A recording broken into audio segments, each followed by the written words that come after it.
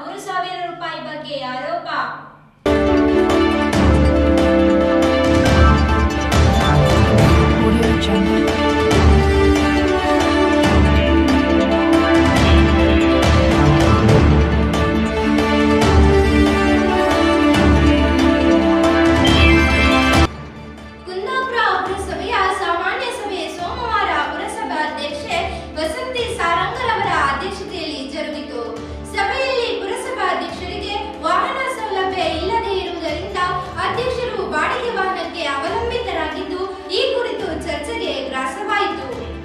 ವಿಷಯ ಪ್ರಸ್ತಾಪಿಸಿದ ಪುರಸಭಾ ಸದಸ್ಯ ರವಿರಾಜ ಖಾರ್ವಿ ಅಧ್ಯಕ್ಷರು ಜಿಲ್ಲಾಧಿಕಾರಿಗಳ ಕಚೇರಿಗೆ ಹೋಗಿ ಬರಲು ಬಾಡಿಗೆ ವಾಹನಕ್ಕೆ 3,000 ರೂಪಾಯಿ ಪುರಸಭಾ ವತಿಯಿಂದ ವ್ಯಯಿಸಿದ್ದಾರೆ ಎಂಬ ವಿಷಯದ ಮೇಲೆ ಬೆಳಕು ಚೆಲ್ಲಿದರು. ಕಚೇರಿ ಕೆಲಸಗಳ ನಿಮಿತ್ತ ಜಿಲ್ಲಾಧಿಕಾರಿಗಳ ಕಚೇರಿಗೆ ಹೋಗುವುದು ಅನಿವಾರ್ಯವೆಂದು ಅಧ್ಯಕ್ಷರು ಉತ್ತರಿಸಿದರು. ಇದಕ್ಕೆ ಸದಸ್ಯರಾದ ಚಂದ್ರಶೇಖರ ಖಾರ್ವಿ ಹಾಗೂ ಮೋಹನ್ ದಾಸ್ ಶೆಣೈ ಧ್ವನಿಗೂಡಿಸಿ ಅಧ್ಯಕ್ಷರಿಗೆ ವಾಹನ ಸೌಲಭ್ಯ ಕುರಿತು ಪುರಸಭೆ ನಿರ್ಣಯ ಕೈಗೊಂಡು ವಾಹನ ಕೊಡಿಸುವ ಬಗ್ಗೆ ಚರ್ಚೆ ನಡೆಸಬೇಕು ಎಂದರು. ಮಾಧ್ಯಮಗಳಲ್ಲಿ ನಿರಂತರ ವರದಿಯಾಗುತ್ತಿರುವ ಫೇರಿ ರಸ್ತೆಯ ವಾರ್ಡಿನಲ್ಲಿ ಕಸದ ತೊಟ್ಟಿಗಳನ್ನು ಇಟ್ಟು ಪರಿಸರವನ್ನು ನಿರಂತರ ಹಾಳು ಮಾಡಲಾಗುತ್ತಿದೆ. ಕಸದ ತೊಟ್ಟಿಗಳನ್ನು ಯಾಕೆ ತೆರವು ಮಾಡುತ್ತಿಲ್ಲ ಎಂದು ಸದಸ್ಯೆ ಪುಷ್ಪಾ ಶೇಖ್ ಪ್ರಶ್ನಿಸಿದರು. ಪುರಸಭಾ ವ್ಯಾಪ್ತಿಯಲ್ಲಿ ದಿನಕ್ಕೆ 18 ಟನ್ ಕಸ ಸಂಗ್ರಹವಾಗುತ್ತಿದ್ದು ಒಂದೇ ದಿನ ಅಷ್ಟನ್ನು ಕಂದಾವರದ ಡಂಪಿಂಗ್ ಯಾರ್ಡ್ಗೆ ಸಾಗಿಸಲು ಅಸಾಧ್ಯವಾಗಿದೆ. ಆದ್ದರಿಂದ ಕಂಟೈನರ್ಗಳನ್ನು ಫೇರಿ ವಾರ್ಡಿನಲ್ಲಿ ಇರಿಸಲಾಗಿದೆ. ಬದಲಿಯಾಗಿ ಯಾವ ವಾರ್ಡಿನಲ್ಲಿ ಇಡಬಹುದು ಎಂದು ಸದಸ್ಯರು ಸೂಚಿಸಬೇಕೆಂದು ಪುರಸಭಾ ಮುಖ್ಯಾಧಿಕಾರಿ ಗೋಪಾಲ್ ಕೃಷ್ಣ ಶೆಟ್ಟಿ ಹೇಳಿದರು.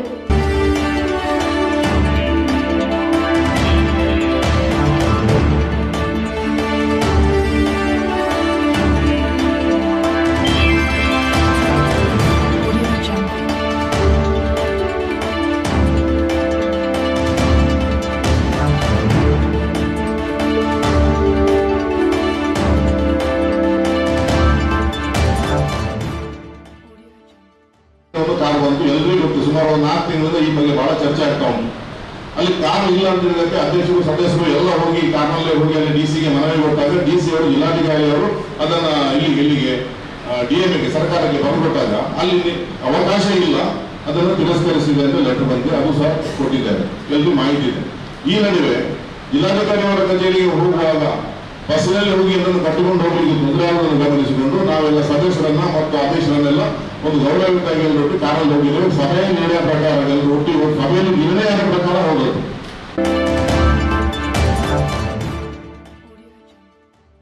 ಫೆರಿ ರಸ್ತೆ ತ್ಯಾಜ್ಯ ವಿಲೇವಾರಿ ಕುರಿತು ಗಂಭೀರ ಚರ್ಚೆ.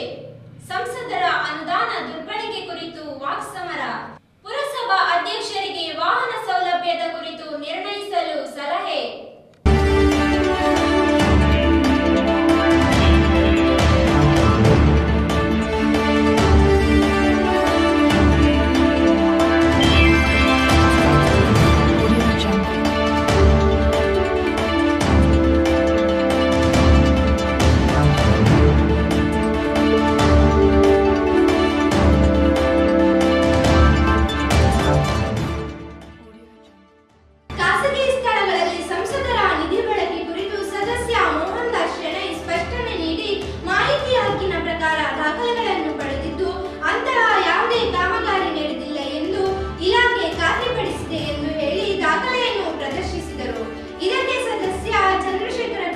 ಆಕ್ಷೇಪ ವ್ಯಕ್ತಪಡಿಸಿ ವಿಷಯ ಜಿಲ್ಲಾಧಿಕಾರಿಯವರ ಪ್ರಕರಣ ತನಿಖೆಯ ನಂತರ ಮುಂದೆ ನಡೆಯಬೇಕಾಗಿರುವುದು ನಡೆಯುತ್ತದೆ ಎಂದು ಮಾರ್ಮಿಕವಾಗಿ ನುಡಿದರು.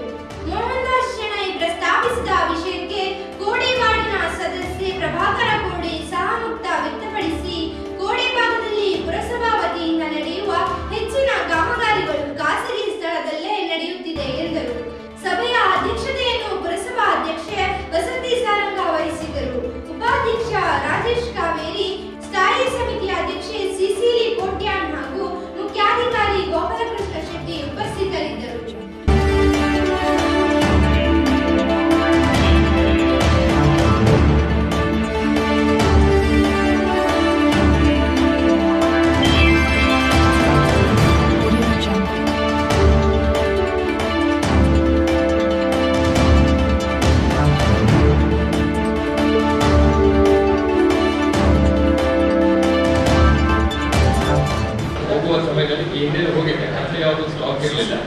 ಸೊ ಆ ಸನ್ನಿವೇಶದಲ್ಲಿ ನಿಂತು ಆ ಮಾತನ್ನು ಹೇಳ್ತಾರೆ. ನಂತರ ಅಲ್ಲಿ ಕನ್ಸ್ಟ್ರಕ್ಷನ್ ಡೆಬ್ರಿಸ್ ಬಿದ್ದಿದೆ. ಎರಡು ಸಮಸ್ಯೆ ನಾನು ಕಂಡಿದ್ದಾಗೆ ಹೇಳಿದ್ರೆ ಅಲ್ಲಿ ರೋಡ್ ಈಕ್ವಲ್ ಇಲ್ಲ, ಅಲ್ಲಿ ನೀರು ನಿಂತಿದೆ. ಸೊ ನಾನು ಆಗಲೇ ನಮ್ಮ ಇನ್ಸ್ಪೆಕ್ಟರ್ ಅವ್ರಿಗೆ ಮತ್ತು ಜೆ ಸಿ ಅವ್ರಿಗೆ ಹೇಳಿದ್ದೆ, ಅದನ್ನೆಲ್ಲ ಫಿಲ್ ಮಾಡಿ ಹೇಳಿದ್ದೆ. ಸೊ ಸೊಳ್ಳೆ ಇರುವಂಥದ್ದು. ಮತ್ತು ಎರಡನೇ ವಿಚಾರವಾಗಿ ಕಂಟೈನರಲ್ಲಿ ತೊಳೆಯುವಂತಹ ಪದ್ಧತಿ ಇಲ್ಲ ಇಲ್ಲಿ.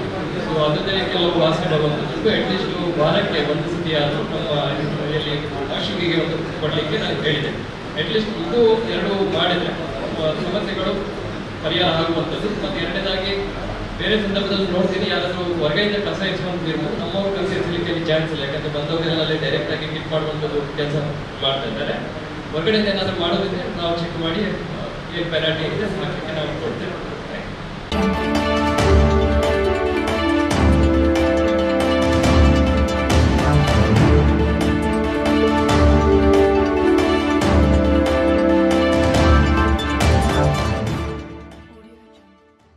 ಉಡುಪಿ ಜಿಲ್ಲೆ ಹಲವಾರು ಕ್ರೀಡಾ ವಿದ್ಯಾರ್ಥಿನಿಯರ ನಿಗೂಢ ಸಾವು. ಕ್ರೀಡಾಪಟು ವಿದ್ಯಾರ್ಥಿನಿಯರ ಸಾವಿಗೆ ಆಳ್ವಾಸ್ನ ಕಾವ್ಯ ಸಾವು ಸೇರ್ಪಡೆ.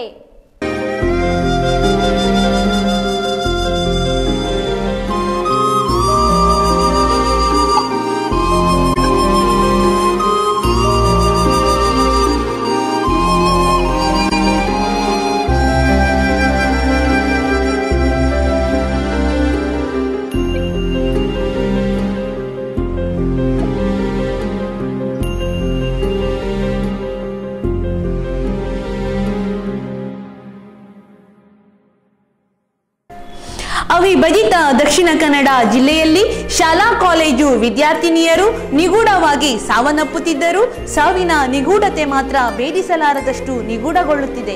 ತನಿಖೆಯ ಹಂತದಲ್ಲೇ ಸತ್ತವರು ಸಮಾಧಿಗೆ ಸೇರಿದಂತೆ ಸತ್ತವರ ಕೇಸು ಕೂಡ ಸಮಾಧಿ ಸೇರುತ್ತಿದೆ. ಮುಖ್ಯವಾಗಿ ಗಮನಿಸಬೇಕೆಂದರೆ ರಾಷ್ಟ್ರೀಯ ಮಟ್ಟದ ಕ್ರೀಡಾಪಟು ವಿದ್ಯಾರ್ಥಿನಿಯರೇ ಸಾವಿಗೆ ಶರಣಾಗುತ್ತಿದ್ದಾರೆ. ಉಡುಪಿ ಜಿಲ್ಲೆ ಹಲವಾರು ಕ್ರೀಡಾಪಟು ವಿದ್ಯಾರ್ಥಿನಿಯರ ಜೀವ ಬಲಿ ತೆಗೆದುಕೊಂಡ ಜಿಲ್ಲೆಯಾಗಿದೆ. ಯಾವುದಕ್ಕೂ ಅಂತಿಮ ರಿಪೋರ್ಟೇ ಸಿಕ್ಕೇ ಇಲ್ಲ. ಸಾವಿಗೀಡಾಗುತ್ತಿರುವ ಪ್ರತಿಭಾವಂತ ವಿದ್ಯಾರ್ಥಿನಿಯರು ಕಷ್ಟಪಟ್ಟು ತಮ್ಮ ಸಾಧನೆಯತ್ತ ಗುರಿ ಇಟ್ಟುಕೊಂಡು ಬರುವವರು. ಬಹಳಷ್ಟು ಮಂದಿ ಬಡತನದ ಹಿನ್ನೆಲೆಯನ್ನು ಮೈಗಂಟಿಸಿಕೊಂಡೇ ಬರುತ್ತಾರೆ. ಇಂತಹ ವಿದ್ಯಾರ್ಥಿನಿಯರು ಆತ್ಮಹತ್ಯೆಯಂತ ಸಾವಿಗೆ ಯಾಕೆ ಶರಣಾಗುತ್ತಾರೆ ಎಂಬ ಮಿಲಿಯನ್ ಗಟ್ಟಲೆ ಪ್ರಶ್ನೆಗೆ ಅವಿಭಜಿತ ದಕ್ಷಿಣ ಕನ್ನಡ ಜಿಲ್ಲೆಯ ಪೊಲೀಸರಿಗೆ ಇನ್ನೂ ಉತ್ತರ ಕಂಡುಕೊಳ್ಳಲು ಸಾಧ್ಯವಾಗಿಲ್ಲ. ಇದಕ್ಕೆ ಕಾರಣ ಹೆಸರಾಂತ ಪ್ರಭಾವಿ ಶಿಕ್ಷಣ ಸಂಸ್ಥೆಯಲ್ಲಿ ಅಂತಹ ವಿದ್ಯಾರ್ಥಿನಿಯರು ಹಲವಾರು ಒತ್ತಡದ ನಡುವೆ ವ್ಯಾಸಂಗ ಮಾಡಬೇಕು. ಕ್ರೀಡಾಪಟು ವಿದ್ಯಾರ್ಥಿನಿಯರು ವ್ಯಾಸಂಗದ ನಡುವೆ ಕ್ರೀಡಾ ಸಾಧನೆಯನ್ನೂ ಮಾಡಬೇಕು. ಅದಕ್ಕಾಗಿಯೇ ಪುಕ್ಕಟ್ಟೆ ಸೀಟು ನೀಡುವ ನೆಪದಲ್ಲಿ ಪ್ರತಿಭಾವಂತ ಕ್ರೀಡಾಳುಗಳನ್ನು ಹೆಸರಾಂತ ಶಿಕ್ಷಣ ಸಂಸ್ಥೆ ತಮ್ಮಲ್ಲಿಗೆ ಸೇರಿಸಿಕೊಳ್ಳುತ್ತದೆ. ಶಿಕ್ಷಣ ಸಂಸ್ಥೆಯ ಆಡಳಿತ ಮಂಡಳಿಯ ಕರ್ಮಕಾಂಡವೋ, ಶಿಕ್ಷಕರ ಬೇಜವಾಬ್ದಾರಿ ಒತ್ತಡವೋ, ದೈಹಿಕ ಶಿಕ್ಷಕರ ದೇಹದ ದೌರ್ಬಲ್ಯಕ್ಕೋ ಕ್ರೀಡೆಯಲ್ಲಿ ಉತ್ತುಂಗಕ್ಕೇರಬೇಕಾದ ವಿದ್ಯಾರ್ಥಿನಿಯರು ಮೊಳಕೆಯಲ್ಲೇ ಪ್ರಾಣ ಬಿಡುತ್ತಿದ್ದಾರೆ. ಯಾವ ಇಲಾಖೆಯೂ ಕೂಡ ಇಂತಹ ಸಾವಿನ ಮನೆಯ ವಿಚಾರವನ್ನು ಗಂಭೀರವಾಗಿ ತೆಗೆದುಕೊಂಡಿಲ್ಲ. ಕಾರಣ, ಉಳ್ಳವರ ಕೈಗೊಂಬೆಯಾಗಿ ಇಲಾಖೆಗಳು ಕೆಲಸ ಮಾಡುವುದರ ಮೂಲಕ ಋಣ ತೀರಿಸಿಕೊಳ್ಳುತ್ತವೆ. ಆದ್ದರಿಂದ ಯಾವುದಕ್ಕೂ ಅಂತಿಮ ವರದಿ ಸಿಗುವುದಿಲ್ಲ. ಸಿಗದಂತ ವರದಿಯ ಸಾಲಿಗೆ ಕಾವ್ಯಾಳ ಸಾವಿನ ಸುದ್ದಿಯು ಸಿಲುಕಿ ಒದ್ದಾಡುತ್ತಿದೆ.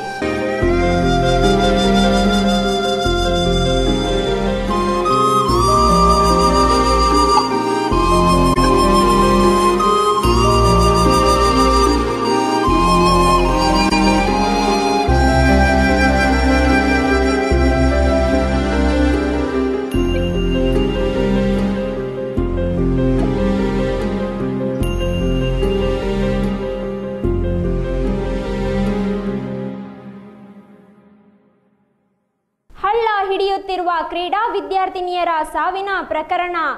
ಕಾಟಾಚಾರಕ್ಕೆ ಮರಣದ ಮನೆಗೆ ಭೇಟಿ ನೀಡುವ ಜನಪ್ರತಿನಿಧಿಗಳು. ಸಾವಿನ ಪ್ರಕರಣಗಳ ವಿರುದ್ಧ ಹೋರಾಟ ಎಂಬ ಫ್ಯಾಷನ್ ಶೋ.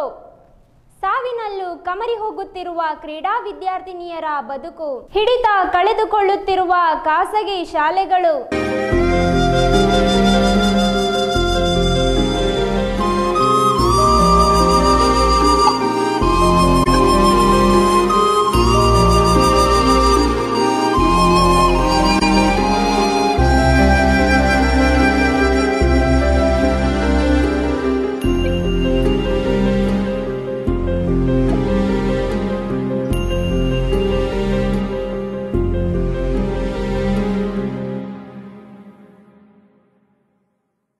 20ರಂದು ಸಂಜೆ 7:30ಕ್ಕೆ ಆಳ್ವಾಸ್ ಶಿಕ್ಷಣ ಸಂಸ್ಥೆಯ ಹಾಸ್ಟೆಲ್ ಕೋಣೆ ಒಳಗೆ ಕಾವ್ಯ ನೇಣಿನ ಕೊಣಿಕೆಗೆ ಕೊರಳೊಡ್ಡಿ ಅಂತಿಮ ಯಾತ್ರೆ ಪೂರೈಸಿಕೊಂಡಳು. ತಂದೆ ತಾಯಿಗೆ ಏಕೈಕ ಪುತ್ರಿ, ಹಡೆದವರನ್ನು ಅಗಲಿ ಹೊರಟೇ ಬಿಟ್ಟಳು. ಕಾವ್ಯಾಳ ಸಾವಿನ ನಿಗೂಢತೆ ಭೇದಿಸಲಾರದಷ್ಟು ನಿಗೂಢವೇ? ಆಗಸ್ಟ್ 1ರಂದು ಕಾವ್ಯಾಳ ಸಾವಿನ ತನಿಖೆ ಚುರುಕುಗೊಳಿಸಿ ನ್ಯಾಯ ಸಿಗಬೇಕೆಂದು ಬೇಡಿಕೆ ಇಟ್ಟು ಪ್ರತಿಭಟನೆ ಮೆರವಣಿಗೆ ನಡೆಯಲಿದೆ ಎಂಬುದು ಸುದ್ದಿಯಾಗಿದೆ. ಕಾವ್ಯಾಳ ಮನೆಗೆ ರಾಜಕೀಯ ನಾಯಕರು, ಸಮಾಜದ ಗಣ್ಯರು ಭೇಟಿ ನೀಡಿ ಕಾವ್ಯಾಳ ಹಡೆದವರಿಗೆ ಸಾಂತ್ವನ ಹೇಳಿ ಭರವಸೆ ನೀಡಿ ಬಂದಿದ್ದಾರೆ.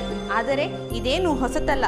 ಪ್ರತಿ ಬಾರಿಯೂ ಇಂಥ ಪ್ರಕರಣಗಳು ನಡೆದಾಗ ಕಾಟಾಚಾರಕ್ಕೆ ಪ್ರಕರಣ ನಡೆದ ಮನೆಗೆ ತೆರಳಿ ಸಾಂತ್ವನ, ಭರವಸೆ ನೀಡುವುದು ವಾಡಿಕೆಯಾಗಿದೆ. ಸಾವಿನ ತನಿಖೆ ಕುರಿತು ನಡೆಯುವ ಪ್ರತಿಭಟನೆ ಎನ್ನುವುದು ಫ್ಯಾಷನ್ ಆಗಿ ಬಿಟ್ಟಿದೆ. ಫಲಿತಾಂಶ ಮಾತ್ರ ಶೂನ್ಯ. 1 ವಾರ ಗೌಜು ಗಲಾಟೆ ಮಾಡುವವರು ನಂತರ ಮೌನಕ್ಕೆ ಶರಣಾಗುತ್ತಾರೆ. ಪ್ರತಿಭಟನೆ ತನ್ನ ಮೌಲ್ಯವನ್ನು ಕಳೆದುಕೊಂಡಿದೆ. ಅಕ್ರಮವಾಗಿ ಗೋವುಗಳನ್ನು ಸಾಗಾಟ ಮಾಡಿ ಸಿಕ್ಕಿಬಿದ್ದು ಮಾರಣಾಂತಿಕ ಹಲ್ಲೆಗೊಳಗಾದವರಿಗೆ ಸರ್ಕಾರ ಪರಿಹಾರ ಘೋಷಿಸುತ್ತದೆ. ಆದರೆ ಅಮಾಯಕ ವಿದ್ಯಾರ್ಥಿನಿಯರು ಯಾರದೋ ಕರ್ಮಕಾಂಡಕ್ಕೆ ತಾವು ಸಾವಿಗೆ ಶರಣಾದರೆ ಸಾಂತ್ವನ ಪರಿಹಾರ ಎನ್ನುವುದು ಬರೀ ಬಾಯಿ ಮಾತಿನ ಭರವಸೆಯಾಗಿ ಇರುತ್ತದೆ. ಯಾಕೆಂದರೆ ಯಾವುದೇ ಘಟನೆ ನಡೆದರೂ ಸಹ ಬೆರಳೆಣಿಕೆಯಷ್ಟು ದಿನ ಮಾತ್ರ ನೆನಪು ಉಳಿಸಿಕೊಳ್ಳುವ ಸಮಾಜ ಇದು. ಹಾಗಿರುವಾಗ ಕಾವ್ಯಾಳ ಕುಟುಂಬಕ್ಕೆ ನ್ಯಾಯ ಸಿಗುವುದು ಮರೀಚಿಕೆಯಾಗಬಹುದು. ಕಾದು ನೋಡೋಣ.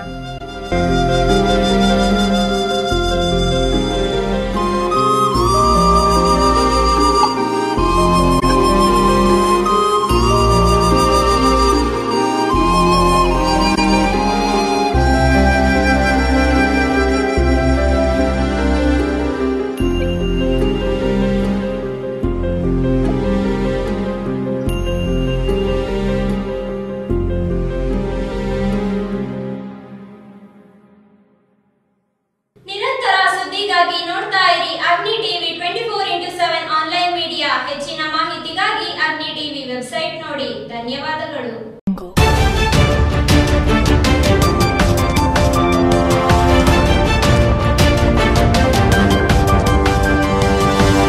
Audio